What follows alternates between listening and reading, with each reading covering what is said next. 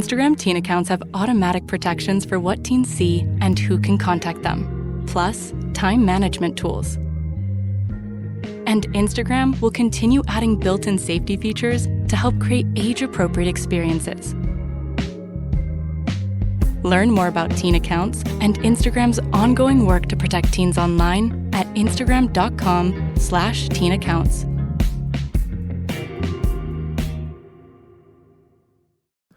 Hey, it's Sterling K. Brown from the Hulu original series Paradise. The next chapter begins as Xavier's search for his wife takes him above ground, and what he finds will change everything. It was never just about the bunker. Tune in and discover the truth lies outside. Paradise, the official podcast, premieres February 16th, and stream Paradise on February 23rd on Hulu and Hulu on Disney+. Hello and welcome to I Talk to Ghosts. I'm your haunted host, Jennifer, your resident medium and teller of ghost stories. If you're listening to this on the day this episode comes out, I'm excited to say it's my birthday. And also, it's Friday the 13th. I've always loved when my birthday falls on a Friday. Just some extra little spookiness. Well, for today, just for you, I've collected a few ghost stories that happen to take place on Friday the 13th. These stories are fun and creepy and bound to give you a few chills for your own Friday the 13th. Also, I'm going to do a spooky giveaway. More on that in a minute, but I also want to say there's no message from the spirits tonight. I'm going to head out after the stories and celebrate a little bit. Someone in the podcast's Facebook group suggested a cemetery walk, and I really like that idea. Something quiet and eerie before louder birthday fun. But what's this giveaway I speak of? I'm going to give away an I Talk to Ghosts t-shirt. In order to enter, just leave a comment where you can. Any comment you'd like about the episode with the hashtag giveaway. And I will select a winning comment in a week or so. In the meantime, tonight's ghost stories begin right now.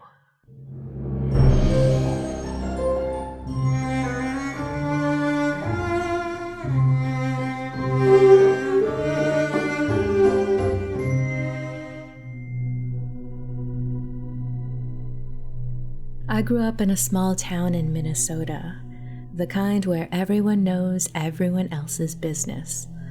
On the edge of town sat an old insane asylum that had been abandoned for as long as I could remember. The windows were boarded up, the walls stained with age, and nature had started to reclaim it.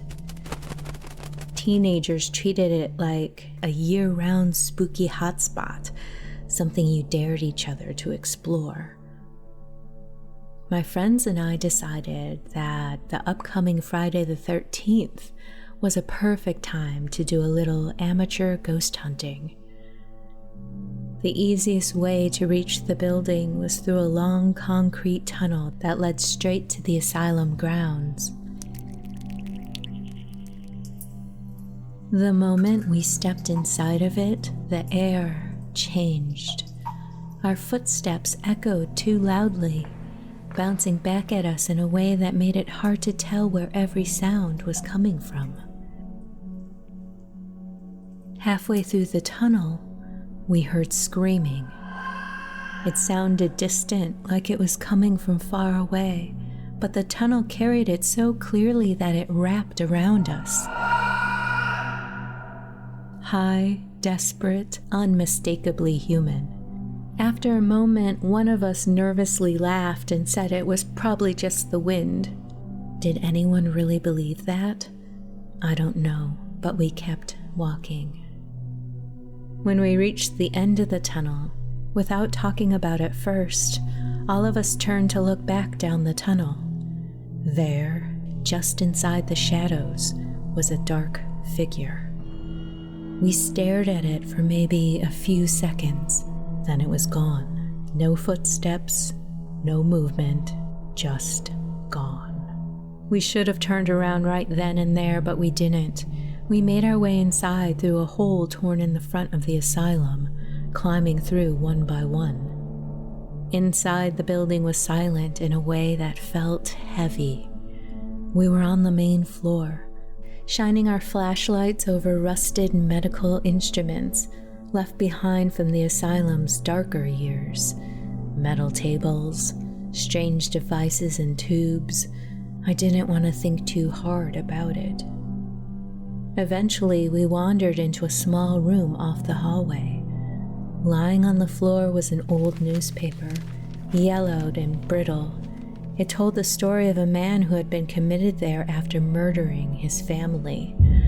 According to the article, he'd been subjected to brutal treatments, electric shocks, and other methods meant to fix him. He died there in 1946. The asylum itself was condemned in 1984.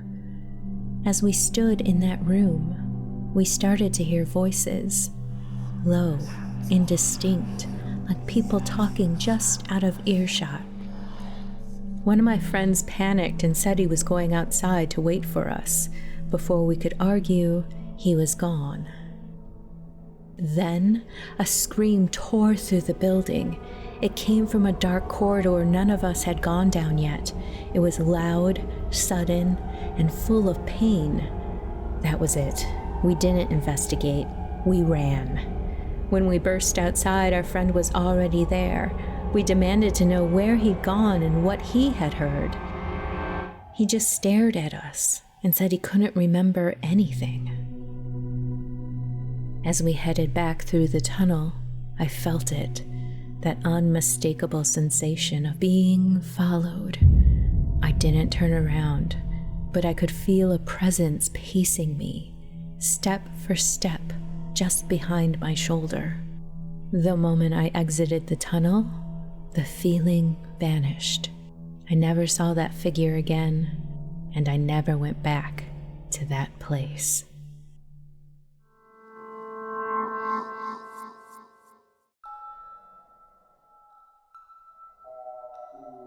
We didn't go to the fair because it was Friday the 13th. It was just one of those late summer evenings when the air was still warm after sunset and everyone feels restless and doesn't want the day to end. The fair only came through once a year, and it happened to be on that Friday. One of my friends brought an old film camera with her. She said her dad used it in the 70s and that it still worked great. We took turns snapping photos. Us in front of the Ferris wheel, us eating too many funnel cakes, blurry shots of spinning lights and people walking past. Nothing felt strange while we were there. No cold spots, no sense of being watched, just noise and laughter and the smell of fried food. When we got the film developed a few days later, we spread the photos out on the kitchen table. Most of them were exactly as you'd expect. Overexposed lights, half-closed eyes, someone's finger accidentally covering the lens. Then we saw something strange. At first, my friend held the photo in her hand, quiet, with a puzzled look on her face. "Who's this?" She showed us the photo. It was a photo of the four of us standing near the edge of the fairgrounds, just before the tree line. I remember when it was taken. I even remember remarking that it was probably going to come out too dark. But behind us, just over my left shoulder, was a woman none of us recognized. She wasn't blurred like someone walking past. She was perfectly still.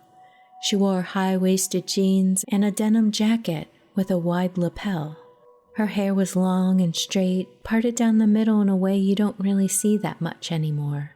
Very 70s. At first, we laughed. Someone said maybe she wandered into the shot. Someone else said maybe she was messing with us. But her expression, she wasn't smiling. She wasn't frowning either. She was just looking directly at the camera. Her eyes were dark, not from shadow, but in a way that made them look almost hollow, like the light didn't catch them at all.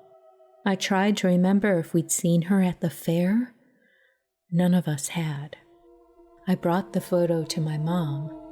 She took a look at it and went very quiet. She didn't say it was creepy or weird. She just asked, "Did you take this at the fair?" When I told her, she sat down and stared at it for a long time before saying, "There was a girl who disappeared there in the 70s. This looks just like her." I immediately remembered the story looking at this. I think it really was her ghost. I don't know why she appeared then. I don't know why she chose that moment or that camera or us. But I know this. When I looked more closely at the picture, I noticed something I hadn't before. She isn't standing on the ground like we are. Her feet don't touch the dirt. And every time I think about that night at the fair, I can't help but think she wasn't behind us by accident. She was making sure she was seen.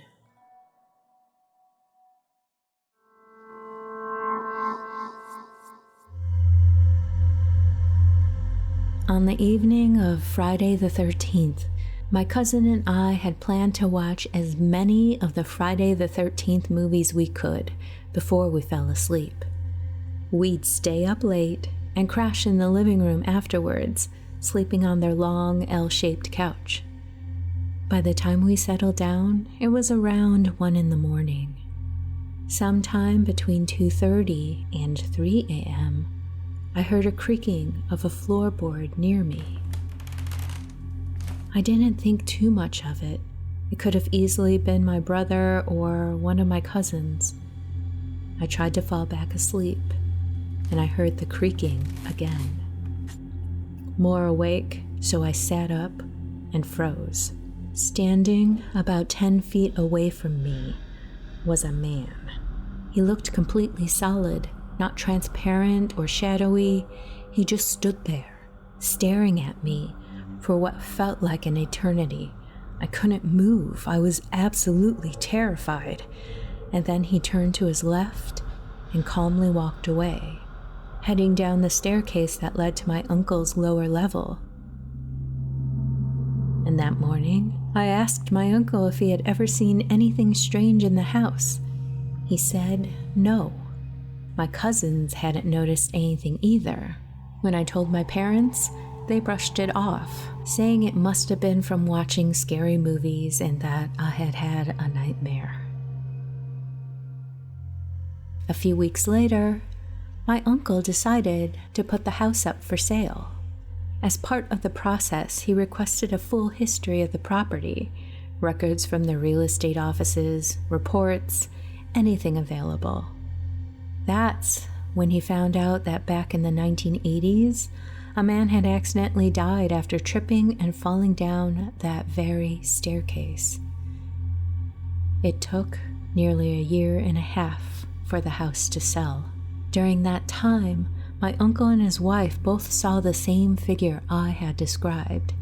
They were so shaken by it that they temporarily moved their 1-year-old son out of the house, afraid the presence might be dangerous. They had a priest come in and bless the home.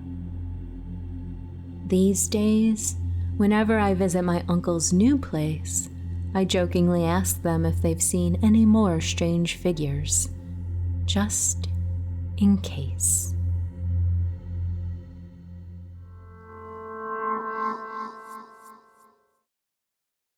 This episode is brought to you by Indeed. Stop waiting around for the perfect candidate. Instead, use Indeed sponsored jobs to find the right people with the right skills fast. It's a simple way to make sure your listing is the first candidates see. According to Indeed data, sponsored jobs have 4 times more applicants than non-sponsored jobs. So go build your dream team today with Indeed. Get a $75 sponsored job credit at Indeed.com/podcast. Terms and conditions apply.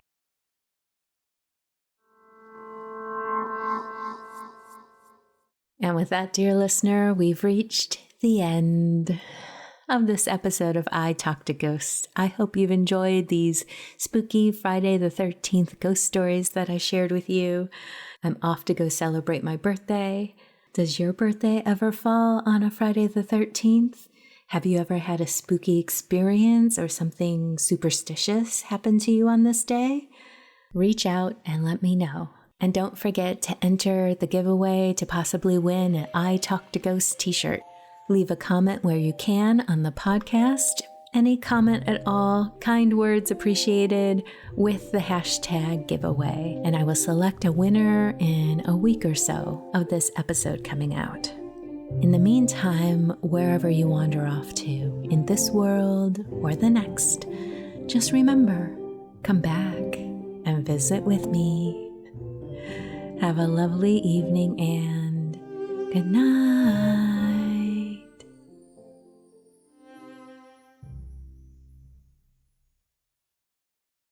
USAA knows dynamic duos can save the day, like superheroes and sidekicks or auto and home insurance. With USAA, you can bundle your auto and home and save up to 10%. Tap the banner to learn more and get a quote at USAA.com/bundle. Restrictions apply. Well, the holidays have come and gone once again, but if you've forgotten to get that special someone in your life a gift, well, Mint Mobile is extending their holiday offer of half off unlimited wireless. So here's the idea. You get it now, you call it an early present for next year. What do you have to lose? Give it a try at mintmobile.com/switch. Limited time 50% off regular price for new customers. Upfront payment required. $45 for 3 months, $90 for 6 months, or $180 for 12-month plan. Taxes and fees extra. Speeds may slow after 50 gigabytes per month when network is busy. See terms.